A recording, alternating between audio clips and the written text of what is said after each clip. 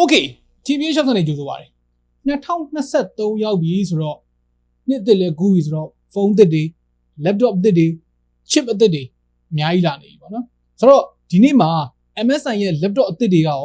ဘယ်လိုတွေတိုးတက်လာလဲ line up အသစ်တွေရောဘယ်လိုလေးတွေရှိလဲ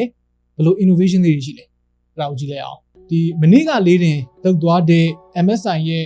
The Leap to Singularity ပွဲမှာပထမဆုံးမိတ်ဆက်သွားတဲ့ကောင်က Stealth 14နဲ့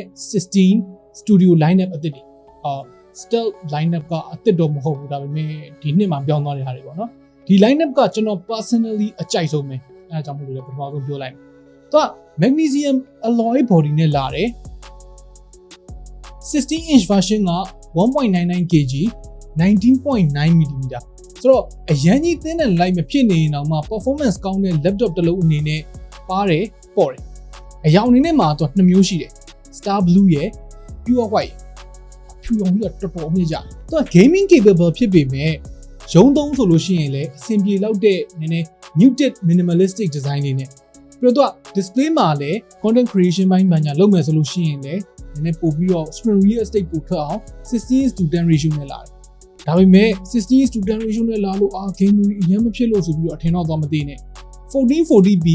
240Hz အထိရတယ် performance အနေနဲ့ကလည်းဒီငနေသားလေးက RTX 4070 series နဲ့ Intel ရဲ့ 13 Gen Core i9 အထိ configure လုပ်လို့ရတယ်။ Cooler Boost 5နဲ့ cooling ကိုကောင်းကောင်းလေးဖြစ်အောင်လုပ်ပေးထားတယ်။ Trackpad ကလည်း 20% ပိုကြီးမယ်။ USB-C နဲ့အသွင်းလို့ရတယ်။ Webcam ကလည်း 1080p အဲ့ဒါကိုမှအခုထပ်ပြီးတော့သဘောကျတာက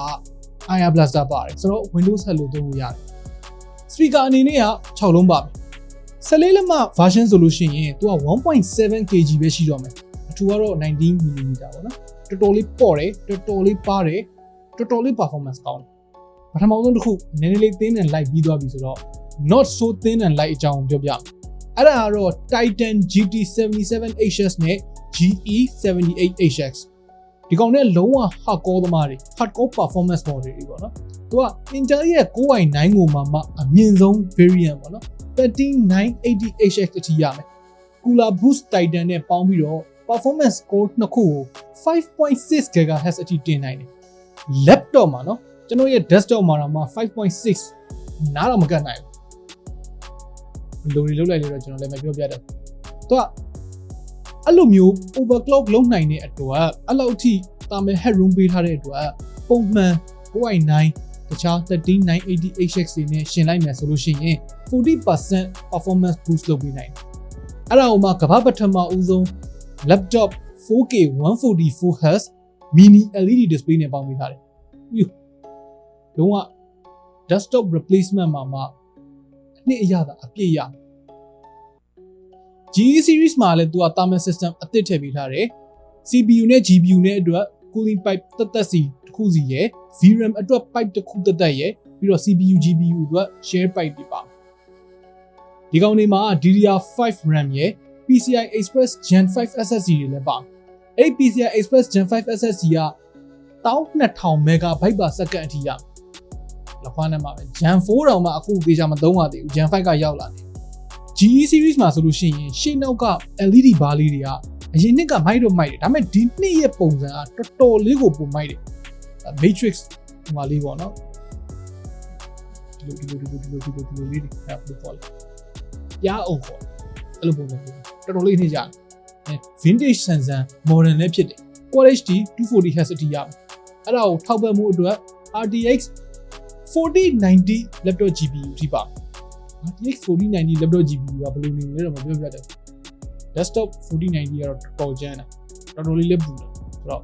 laptop မှာဘယ်လိုနေလဲမသိဘူးပြီးတော့သူ့ရဲ့ touchpad design လေးလည်းတော်တော်မိုက်တယ်သူကဘောင်ပြောက်လေးဘေးနားမှာမီတန်လေးတွေနဲ့ပဲဘောင်ခတ်ပေးထားတာအဲ့ဒီထက်ပိုမိုက်တာအဲ့ဒီဘေးမှာ macro key တွေအပိုလေးတွေပါတယ်ပေါ့နော်ပြီးတော့ webcam အဖွင့်ပိတ်လုပ်တာတွေ mic အဖွင့်ပိတ်လုပ်တာတွေ fan speed ကိုအဲ့ဒီကနေပဲတခါလေးထိန်းချုပ်လို့ရတာတွေအဲ့ဒီကွက်ကတော်တော်လေးမိုက်တယ်အဲ့ဒီ keyboard တွေမသုံးချင်ဘူးဆိုလို့ရှိရင်လည်း trackpad ကိုအကြီးအနေနဲ့သုံးလိုက်လို့ရတယ်ဒါ gaming laptop မှာကျွန်တော်မြင်မှုသမျှထဲမှာအကြီးဆုံး trackpad နောက်ထပ် lineup တစ်ခုက Vector GP7868HX series တော့ performance ကိုဦးစားပေးတယ်ဒါပေမဲ့ GT တို့ GE တို့လောက်လည်းဈေးမကြီးဘူးအဲ့လောက်လည်း hardcore မဖြစ်ဘူး အလေအလက်လမ်းစဉ်လိုက်ချင်တဲ့သူတွေအတွက်ဒီကောင်လေးကအဆင်ပြေလိမ့်မယ်ပြီးတော့လုံးဝ line up အသစ်တက်လုပ်လိုက်တာရှိတယ်အဲ့ဒါ Cyborg 15သူက body ကို glass fiber ကိုသုံးပြီးတော့အကြည်လေးလုပ်ပေးထားတာသူအထက်က component တွေကိုဖောက်မြင်နေရတာလေးကတော်တော်မိုက်တယ်ဒီကောင်က RTX 4060နဲ့13 Gen Core i7 configure လုပ်လို့ရတယ်သူရဲ့ keyboard က RGB မဟုတ်ဘူးအပြာပဲဆိုတော့ဒီကောင်ကနည်းနည်းလေးဈေးပိုတက်တာမျိုးသဘောမှရှိတယ်ဟုတ်ကဲ့အခုပြသွားတာတွေကဒါ gaming mind တွေပါနော် gaming mind နေပြီးတော့ lifestyle creative professional တွေဘက်ကိုဆက် MSI creator သူလည်း13 Gen Core i9 ရမယ် Nvidia Studio RTX 40 series တွေသုံးလို့ရမယ်ပြီးတော့ creator lineup မှာသူက sibling တစ်ကောင်ထပ်ပြီးတော့မိတ်ဆက်လိုက်တယ်ပေါ့နော်ဒီကောင်က Z17HX Studio လို့ခေါ်တယ်သူက18လက်မဟိုမှာ90mm ပဲရှိတယ်ဆိုတော့ပပလေးလို့ပြောလို့ရတယ်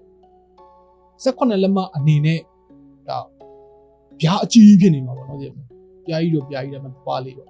သူက CNC mill body နဲ့ပြီးတော့ touch နဲ့ stylus support လည်းပါတယ်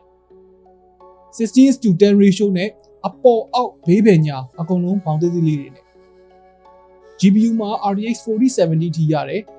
RGB keyboard လည်းပါမယ် cooling solution ကိုလည်း vapor chamber တွေနဲ့ကောင်းကောင်းလုပ်ပေးထားတယ်ပြီးတော့ဒီ stylus MSI ရဲ့ဒီ stylus အသစ်ကတော်တော်လေးမိုက်တယ် graphite tip ဆိုတဲ့ကောင်လေး touch လုပ်လိုက်ပြီဆိုလို့ရှိရင်သူ haptic feedback လေးပေးတယ်လို့ပြောတယ်ဆိုတော့တကယ်ဆောင်ရွက်ပုံမှာဆွဲနေရတယ်လို့ပြောပေါ့နော်ပြီးတော့နာမည်တွေအတိုင်းပဲသူက graphite တကယ်ပါတာဆိုတော့ screen ပေါ်မှာမဟုတ်ဘဲနဲ့တကယ်ဆောင်ရွက်ပုံမှာခြိုက်ရေးခြင်းနဲ့ဆိုရင်လည်းခြိုက်ရေးလို့ရတယ်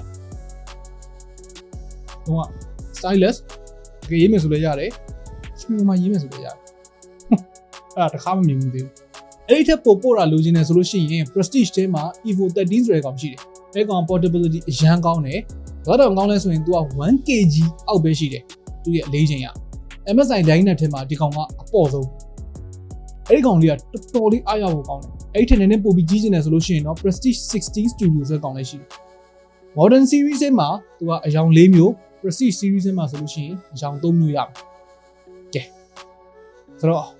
တော်တော်လေးမောသွားပြီပြီးလည်းတော်တော်ကြာနေပြီဆိုတော့ခမားတို့သာဆိုလို့ရှိရင်ဒီအခုမိတ်ဆက်သွားတဲ့အထင်မှာ